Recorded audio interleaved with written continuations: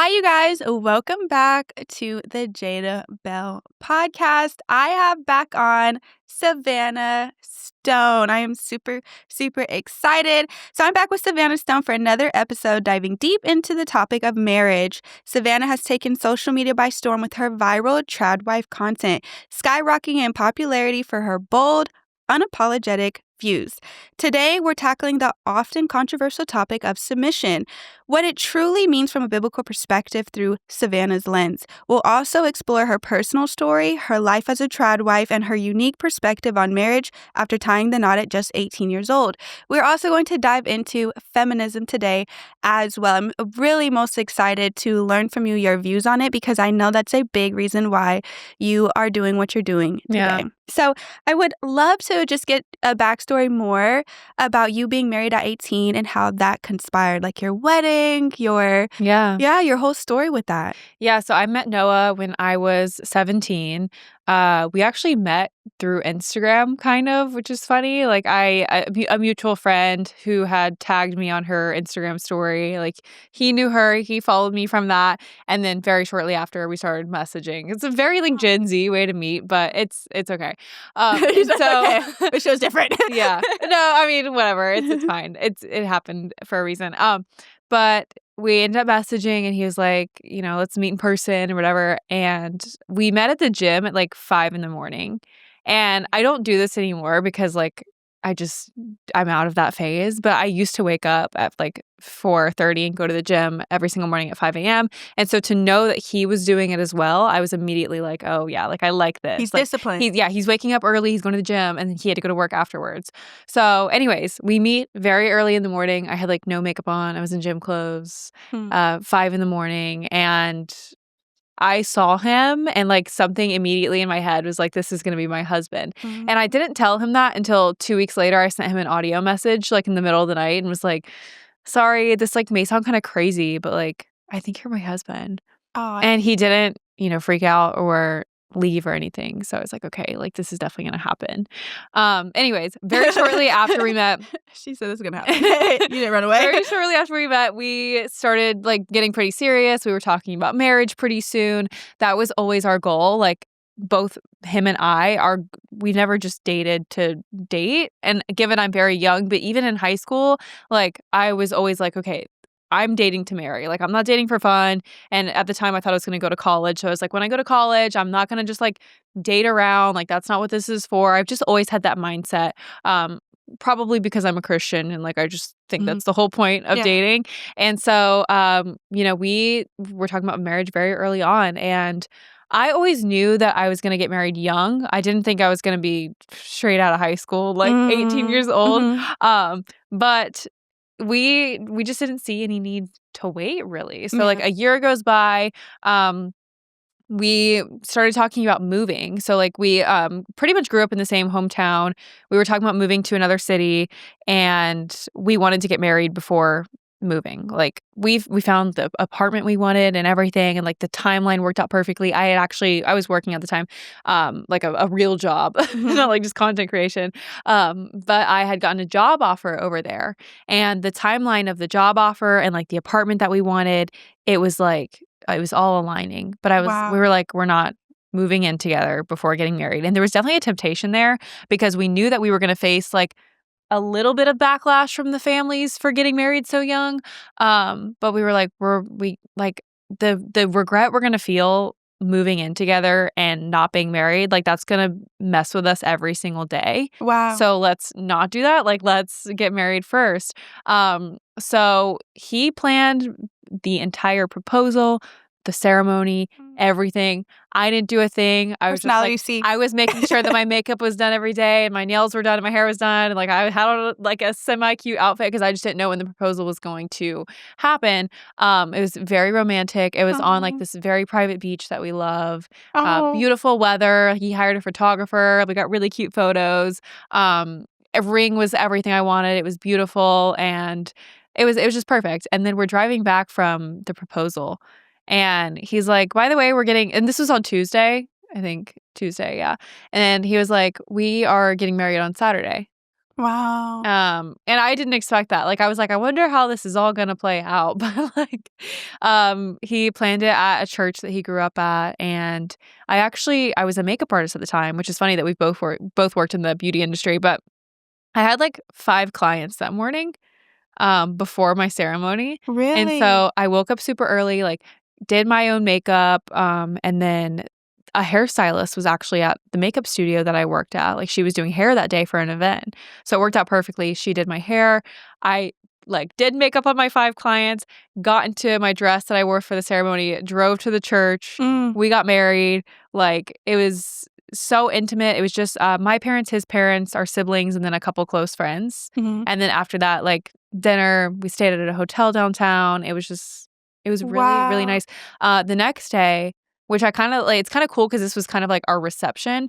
My mom had planned an engagement party for us the next day on that Sunday, and she rented a restaurant on the coast and invited, like, I think a little over 40 people. Mhm. And at that engagement party, we told everyone that we actually had gotten married the day before. Wow. But it felt like the reception part of our wedding Mhm. because everybody was there and, like, we all got to celebrate together. So that's kind of like the Wow. background. And, That's amazing. what like a week after that, we moved to a new city together and into our apartment. So So the way bam, God bam, moves, bam. right? Yeah, very quickly. I find it just so fascinating hearing when it's God ordained how everything is in alignment. Yeah. Like it truly is because when I got married, we didn't even know we were going to get married. We went to the courthouse to actually just pre-schedule. Mhm. They were like, "Oh, well, we don't have anyone. Do you guys want to just get married right now?" And I was in flip-flops and like this Uh-huh. this dress this gown I wear to clean. And I love then that. we got married, I and love just it. so happened that my stepmother, she was like had flowers in the back of her car, and like that day she just had nothing to do. And so I just texted her, "Are you free right now?" She's like, "Yeah." And she was like, "Oh, yeah, I can come be a witness." So she just pulled right up. We got married right there. She had a bouquet of flowers. She's like, "I didn't even know why I got these. I forgot why I got these." She's like, "I think they were just supposed to be for you guys."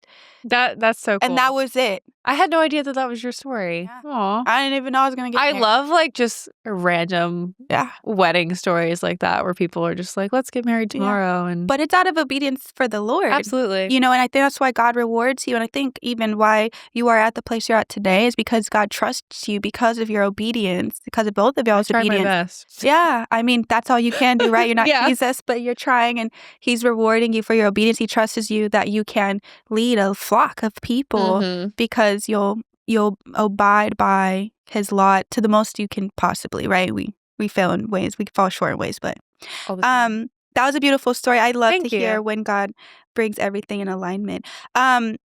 So I also loved how you said on social media that you believe people are just getting dumber and dumber. That like the fact that you're 18 years old and married, well, you're 19, but you Yeah. were 18 and got married. It's not that that's uncommon. I mean, it's just that it was very common before. It's just that people in society today, you said, are getting dumber and dumber. You got a little bit of backlash for that, but I wanted to get kind of your thoughts though today, like on this generation of people and why Mhm. like we have declined as a society when it comes to being able to handle the responsibility of marriage. It's really interesting to me how we are infantizing adults. Like, we are telling 18-year-olds that they're not actually adults and that they're children and that they don't know what they want and that your brain doesn't develop until 25, which, again, that goes back to what I was talking about in 1 Timothy 4:12. Don't look down on anybody because they are young. And Timothy leading a church at, I don't know, maybe he was 17, 18, 19, 20, somewhere in that range, right? Right. And so I don't know why. Like, I think of that song by Adele called Easy on Me, and she's talking about her divorce that she went through. And I think she was 24 or 25 at the time. And she says in that song, "Take it easy on me. I was still a child." You were Oh, 24, 25, maybe. And so, what kind of message is that sending to other women that they shouldn't take accountability for their actions because they're still a child at 24 and 25? And so, I think society has just really internalized that. And that, if you're under the age of 25 or you're under the age of 30 or whatever it may be, you actually don't know what you want. Like, and interesting. how are you going to tell me what I want? Yeah. And I even saw a comment today on TikTok that was like, "She's 19, she doesn't," or I'm 20 now, but whatever. "She's so young, she doesn't know what she wants. Like, talk to me in 20 years." Okay. I'll talk to you in 20 years. Yeah. I'll still be with my husband. Yeah. We're going to have a bunch of kids by then. Yeah. Like, come on. I just think it's so ridiculous. And it takes responsibility away from people Yeah. because they can make dumb decisions from 18 to 25 or 18 to 30. And they can say, well, I was a kid. I had no idea. No, you were an adult and you need to be a responsible adult. And we just don't have that in society anymore. And if I actually brought up in that video, if you were to read some of the letters that like 16 to 17-year-olds wrote while they were off at war to their mothers, to their girlfriends, to their parent, like whatever it was, they were so beautifully written and like just mature, and they were so well spoken. And it's just the culture we live in. We're infantizing people. Social media, of course, has a lot to do with that. Like now people, it's brain rot and doom scrolling, and people aren't reading anymore, reading the Bible, reading literature, whatever it may be. So there's a lot of reasons, but again, that's why people think that, 18 is not mature enough to get married. You're like, you have no idea what you want. We're infantizing adults, and we're just in a brain rot society. Like we doom scroll and do nothing with our brains. I have to add to that because, my big testimony with my platform when I started was that I had been diagnosed with BPD and paranoid schizophrenia. So that was crazy. I was 24 years old and I was in this separation with my husband, and I was like crying to God of like, why am I in this? And what did I know? I knew there's something wrong with me. It's just that like I couldn't pinpoint it. I was this, person that read the Bible and was a Christian, but I was just like dealing with so much mentally. And one was this is what I heard God say. Like, I never created humanity to have this much access to dopamine. One. Yep. Two, another thing is the accountability factor. You don't even know masculinity because you won't submit to any authority but your emotions. Yeah. And so going back to being 24, what broke me free from all of that, I mean, God delivered me from all of it, was to finally take accountability of like, you need to, first of all, crucify your flesh, but punish it as well. And I think even what you do with your platform, the direct approach, when things are, we're gentle parenting people. We're So truly true. gentle parenting people, and God told me you need to stop being gentle parented. Like you have to. Like you need to be disciplined. And I even went as far as every time I act out of my emotions, I would discipline myself. I would do push-ups and sit-ups. My husband actually made me do them too. To be honest with you, every time I did, like, had a lash out or something, or I don't even remember what it was, but he would just discipline. Oh, he disciplined me with people are going to be like, discipline you. Oh my God, I see the comments. But I just thought about that. I was like, uh-oh. I know, uh-oh. Okay, but what happened is that I was doing my podcast now, and I would say and like way too much. And my husband was like, we need to cut that. Like, I want you well-spoken. And I was like, okay. Once again, submitted to authority. He's trying to make me better. Yes, sir, right? And so every time I said and like in the house, he would say, all right, that's 3 more push-ups or 3 more sit-ups or whatever. It's accountability. It's but it's training my brain. Right. And I think I applied that same thing even when I was alone, when we were separated. I applied that to even breaking free of the BPD. I made myself do the Stairmaster for 30 minutes every time I did an impulsive emotional thing. Like, you have to train yourself up that way. And we're not holding ourselves accountable. We're not taking accountability. We're not being in spaces of accountability. And that's exactly what we need to crucify the flesh. And because 18-year-olds had that before, or at least there was shame in society. Yeah, we got to bring back a little shame. We do. Shame. I say that. I'm fine with it. And I'm fine with that too, because accountability is such a big thing. And that's where I get into arguments with the abortion topic is like, nobody wants to take accountability for their actions. When you have sex, no matter what contraceptive you are on, if you are ovulating and you have sex while you are ovulating, there is a chance that you are going to get pregnant. Yeah. And nobody, and then we're like, oh, well, we can just kill the baby because, I don't want it. Yeah. There's no responsibility. There's no consequences for my actions.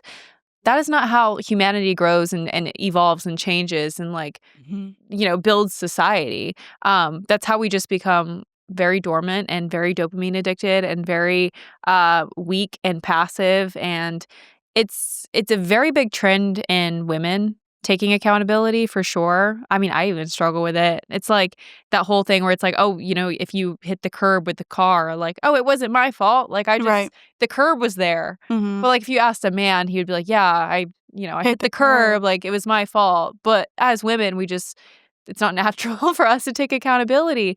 But it's important, especially in a society that tells us that nothing is our fault and Yeah. that there's no consequences for our actions. Mm-hmm. And truly, what women are trying to get out of that men do is the long suffering period. Like James was talking about, that we will all suffer. And it's like us women are trying every which way to like dodge the suffering season. And that's what's pruning you. And men know this. Like they have to be under that warfare and suffering to be cultivated and mentally strong. I think it's so naive to believe that your life should be soft and cushiony all the time. Yeah. I think that's what makes you don't even give good advice. You ain't gone through nothing. I love my married friends that have gone through it and gone through the warfare of marriage and stuff. And maybe people of the world will be like, I would have left. But I'm going to tell you about those women. They had the wisdom of how to mentally get through the challenges of life because they didn't run from it. They faced it head on and kept going. And now today, women are trying to avoid it every way. Yeah, every hard thing. The every hard thing. That's Yeah. why with the abortion, that's the easy route out. I don't want to go through 9 months of pregnancy and all this other stuff. Like how are you going to learn that what you just did was very bad? How are you going to actually understand that through even 9 months of pregnancy? Like I watched my sister do it. She's married, but she wasn't married when she got pregnant yet. And they were engaged though. And she was like, I can't just have an escape route. But she said those 9 months changed her massively, of like this internal change of having to be so selfless. So even though I'm not doing that, it's like you're not even going to go through the growth stage that's necessary and needed. I'm just giving my 2 cents. Speaking of, let's go into this topic real quick because I have to hit this. You did say on the whatever podcast when you were debating with that girl that you would forgive adultery. And I think we should also talk about that since we're going into the suffering. We're going into the hard things. I really want to get your take on that. Would you stay if your husband cheated on you? Yeah, so let me add some context to that too. These 2 women that were asking me about, like, what would you say if this? Would you stay if this? They were trying to get me to say that I would leave my husband. They were trying anything. And I knew that. I knew that they were going to keep trying to get me to say I would leave my husband on camera, and I was not going to say it. And it was hour 9 of that podcast, and I was so tired. I had flown from like Florida to LA, from Eastern time to Pacific, and I had been up for like 28 hours. But I should have elaborated a little bit. My husband, number one, we have conversations where we're like, if I even had the thought of committing adultery, I would come to you first and say, I don't know why I'm having this thought. I don't know why I'm dealing with lust, or maybe like, I don't know why I feel so, I feel out of touch with you. I feel like I need to like go somewhere else to get love and affection. I would come to him first. And that would be vice versa. That would be like one of the hardest conversations we've ever had to have with each other, but it would be so needed. Also, I'm probably going to get in trouble for this, but most of the time, cheating is a two-way street. It's not just, and unless you married an absolute psychopath, he's not just going to go off and cheat on you for no reason. Yeah. A lot of times, it's because you're in a sexless marriage, maybe, or you're in an emotionless marriage, or the wife is not serving the husband in her way, and they've completely fallen off, and communication has fallen off, and Christ is not in the center, or he was never there in the first place. My husband is such a man of God that if that were to happen, I would know that I did something wrong to cause that to happen, because he is so close to God that there would be no room for that to happen. And so, again, that goes back to the accountability thing, where it's like, oh yeah, he just ran out and cheated on me for no reason. I understand that does happen in a very small case of scenarios, but a lot of times there was something broken in the marriage for that to go and happen. Absolutely. So again, I don't think that's that's never going to happen in my marriage, because we've made that pact with each other where it's like, okay, like we're going to come to each other before that even happens. Also, it wouldn't even be worth it, because it would make our marriage really, really hard. We would go through a very extremely rough season. Like it wouldn't be worth it to even do that to each other.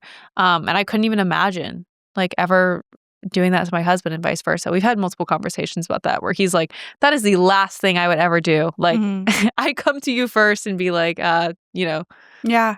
Once again, though, just like going into psychology and everything, I could tell your husband has like, I think he's like you guys got to do the personality test. I don't want to state stuff, but he looks like he has personality type C, and they're very once again OCD, and there's just such an they're least likely to cheat because there's such an uncleanliness about cheating, and when you're struggling with OCD and you need things organized, that is so messy. Their brain can't even warp around that. Now, the one isn't that crazy? I got you. I got your back, man. I'm telling you right now. But it's actually look, I'm bringing my therapist side to things. It's more so when women marry the personality types A or Bs, but mostly As because they tend to have such more level of narcissism because they're the directors, so they're the ones that get things done, the CEOs, the big bosses. I'm not saying the other personalities can't, but they're the ones that are like, I need things to fulfill me. I need to achieve things so I feel great. Well, what happens? That bleeds into cheating because if they don't feel great in their marriage, they have the more personality type to go find new things that would fulfill them. So I can always tell with a man if he's more likely to fall into that based off of his personality type. So something for your audience to take. So I was like, yeah, I can see that already, which is just something they have to constantly try to crucify. But OCD men, the ones that are organizers, everything needs to be neat. No, they're like, that's too messy for me. Yeah. But I do want to make this clear too, because I said that on the Whatever podcast, I was, people automatically said, well, she's telling you not to leave your husband if he cheats on you. That is absolutely not what I'm saying. The Bible even says that you are able to leave in the case of infidelity because the other person has already broke the covenant. But for me personally, in my marriage, I would know that I did something for that to happen. Yeah. But no, I don't condone that. Like, I'm not saying every woman should stay if her husband's committing adultery or vice versa. But also too, like you kind of hit it on the nail that like if Christ was never in the marriage before, because I know women who they didn't have that type of relationship and this man didn't even know God's word and he cheated and stuff like that. And there was a toxic relationship and then they separated for some time and then they found God and then he became a whole new person. Once again, this goes back to like Christ can change things. You just have to be willing to surrender and allow God to do that pruning season. And you know, but that's also, you got to discern that with God if like, he can, that's the case. So, all right. So that was great. Thank you for answering that. I also agree though, too, with the cheating part. That's a very hard conversation. A lot of people like run to be like, no, I wouldn't do that. But just knowing and being self-aware about your marriage. And I wanted to say too, if you married a man of God and he gets that lost, and you have seen that God will pursue him. Yeah. If he gets that lost where he leaves the marriage, he's cheating, whatever is going on, when you're praying, you know that God is going to pursue him. And once again, going to Psalms is that God, when he hears the prayers of the righteous, but he also, that's his child.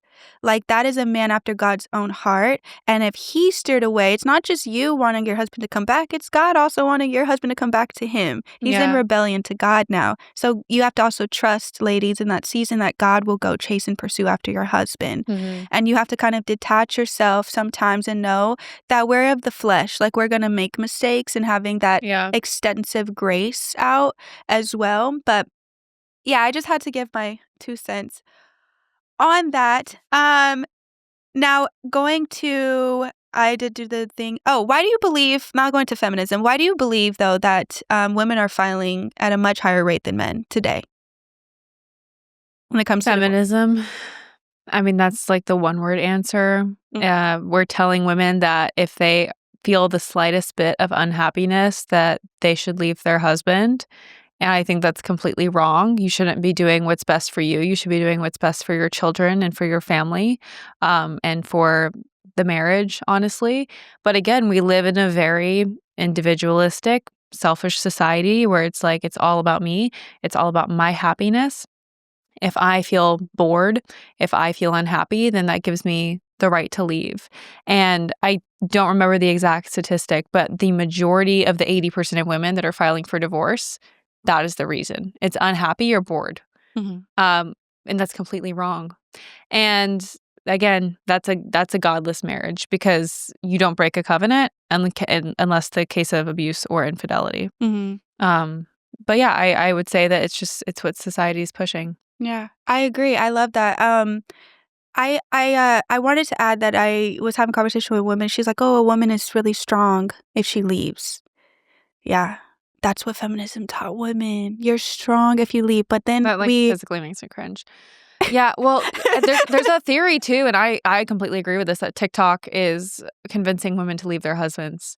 Mhm. There was a video that went completely viral about a woman who was basically describing her perfect husband and saying that she's leaving because she feels unhappy. And when women start to like let their emotions lead them that much into making decisions like that, Mhm. that's not good because our emotions change all the time. Yeah. Like we have 4 different phases of the month. Like my emotions are changing every single week. So if you go based off an emotion of, oh, I'm unhappy, I feel bored, Mhm. you're going to wreck your life. You're going to wreck that man's life that you committed to. It's completely wrong. What do And I you will never say what that that's okay. Yeah.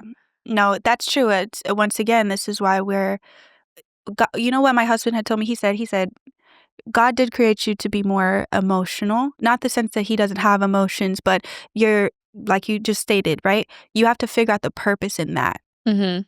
Because, we can't necessarily 100% change that, but God designed you that way for a reason. Now, what I've learned is obviously it's for the children. I mean, we can what the guy said, he said that women are more in tune with the child's emotions, so we Yeah. can feel their pain and we'll be able to be like, "Okay, you're hungry." I watch with my sister. She's like, "Oh, that's a tired cry. That's a hungry cry." Like, Mhm. she's really in tune because of emotions, and that's why I believe we're the more so overseers of the children, why God Yeah. appointed us that. But, um, uh feminism is teaching women that they can be like men, but no, you're a woman. But what helped me was when my husband said, "You have to find the purpose in being a woman." Yeah. And what's this feminism teaching you is that you're strong if you're like a man and you're trying to be everything that you're really not. So I kind of wanted to add that and see your 2 cents in that, like what you I think. mean, absolutely. That was the whole mission from the beginning of feminism. And what really like irks me, and I just want to like tell everybody the truth, is I think there's a few different types of feminists, right? Like you Mhm. have your like raging blue hair liberal feminists who are like pro-abortion and vegan and all of that, right? Then you've got some people in the middle who are just kind of like the boss babe feminists, like they care about women's rights and whatever. And then you've got women who feel like they owe it to the women before them to say that they are feminist because they feel like they're betraying their own gender by Mm. not saying that they're feminist. But they actually don't. They don't know the history of feminism and they don't actually know the reason that it was created. And it's very disheartening and sad that we were never taught like the real history behind feminism. We were always told as women in school, or at least that this was kind of my experience, that these women fought so hard for you and you were so oppressed and they fought for your right to vote and you would have been, abused by your husband and never had the chance to work. Here's the thing. I am very grateful for all the opportunities that I have as a woman. I am grateful that we can sit here today and talk about Jesus and politics and marriage and whatever else. Mm. But what I will not do is condone a movement that has killed over 1 billion babies, Yes. that has told women that they are equal to men and that they should live like men and work like men, that has completely destroyed marriages, that has destroyed the nuclear family, that has made divorce rates climb and birth rates plummet. I cannot stand behind that. Mhm. So no, I will not say I'm a feminist just because, oh, I think women and men are equal. That is not what the movement was ever about. And if you read the writings of the very first feminist, her name was Mary Wollstonecraft, who she's known as the first feminist. Literally from the beginning, she was talking about the fact that motherhood and marriage oppresses women and that they should fight to get out of it. And she Wow. had a whole movement about how she was trying to destroy the nuclear family and that feminism would never be able to win if the nuclear family was not destroyed. And a lot of Wow. people don't know this. They just think, oh, well, that's the reason that you can create content online. Actually, the reason that I can create content was because of the patriarchy that was protecting us. And the patriarchy was just paternal protection. It was never like this, power struggle with like men dominating women and telling them what to do. It was literally our protection. And women were still, they had jobs back before feminism even started and before feminism Right. gave us the right to vote. Like, then how was Mary Wollstonecraft writing books and Mhm. speaking if she There's never— artists and painters and all of Thank that you. I mean, women women worked in the Bible. and were queens and ran a whole Yes, nation. women have always been privileged, and I'm gonna get in trouble for saying that too, but they always have, especially in America. I cannot believe that we're still talking about women being oppressed. We have way more privileges than men. Mm. Yeah, we do. Yeah, he's over there laughing because he's like, yeah, like if I divorced him, I could take everything from him. And Come on. isn't the patriarchy the very thing that we're actually kind of wanting back anyways, the men that open the doors for the woman? It's all about you Mhm. allow the man to, but then he views the woman as such valuable and so precious. And Yes. because you're the weaker vessel, if you actually claim that and believe that and act and move like that, which makes you very feminine, they open the door for you. They pull out the Yes. seat for you because you are this treasure. You are this thing to be protected. Yeah. But feminism comes around and be like, no, be tough and be a man. And then you're wondering why men don't even open car doors for you or do proper dates or Yeah, anything. because you don't respect them. Yeah. You can't constantly say, I hate all men suck, and we don't like you and we disrespect you, and then expect them to be chivalrous towards you. Mm-hmm. It's just like this. I don't understand that. Yeah. So one last question that I do have to get into before we have to head off. I would love to keep talking to you. Oh my goodness. But we see women like Pearl Davis. I have to bring this up, right? Pearly Me and her got things. into it this week. Yeah, I know. That's why I wrote this last question. Girl, you think I'm going to get some clickbait now? We see women like Pearl Davis speak against feminism, but do Mhm. you think there are some women who actually promote oppression or a toxic form of submission? Mm. Seen some videos of her. Hmm. Pearl is really funny sometimes. Like I genuinely like laugh at her tweets. I don't think she's the worst person. I just think that she's hypocritical. Interesting. But she told me that because I posted my ring and kind of was like talking about my story on X. She told me that, oh, where's the husband? Why aren't you posting your husband? You're just posting the ring. And I was like, Pearl, my husband is literally the banner of my X account. And I screenshotted that and retweeted it. And then she said, well, now you're using your marriage for clout. And I'm like, okay, so which is it? Like, do you want me Uh, to keep my relationship private and not share him, or share him all the time and use it for clout? And it's hypocritical. She shared her relationships online. She's got pictures with guys. Like, it's just, and I can't really debate those types of women or talk to those types of women because they're so black pilled and they hate their oh, there's another gender. pill? Yes, There's a girl. black pill? Yeah, it's Oh, worse than red wow. pill. So like, Really? yeah, black pill is like, I I didn't know can't there's with all more this. pills. All these boxes, right? Yeah. Yeah, but she's so black pilled that I mean, like anything women do, she hates. And I think she's honest a lot of times. I think she's right about a lot of things. The difference between me and her is she does not have God. She's completely godless. That's what I'm She does not like Christian women.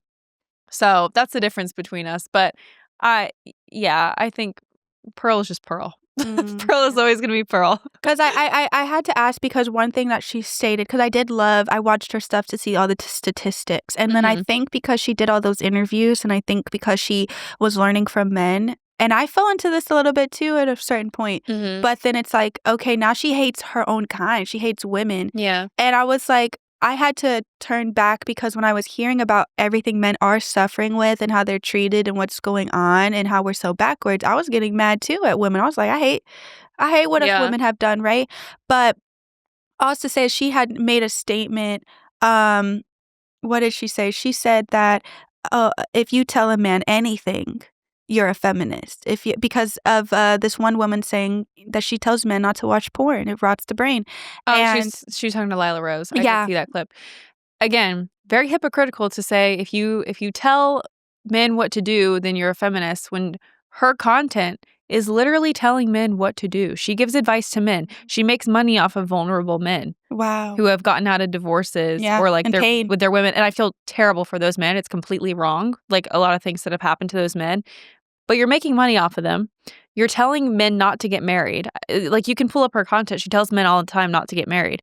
So you're also telling men what to do, Yeah. right? Like, Mm. come on. You Yeah. can't just, it's just hypocritical. But again, it's Pearl Davis. Yeah. Like, Well, I would love to keep talking, but you have done amazing. I've appreciated you coming down to Thank you. Texas to let me interview you on some of these topics. I hope to obviously talk to you again and see you again in the future. If you guys like this stuff and you guys liked our interview together, I will definitely make it a point to do this again with her sometime soon. Yes. But thank you for coming down Thank you and just for having sharing your me. views It on was everything. great. Yes. Yay. All right, you guys. You guys can check her out. Her information of her pages and stuff will all be linked below. And I hope you guys have had fun tuning in.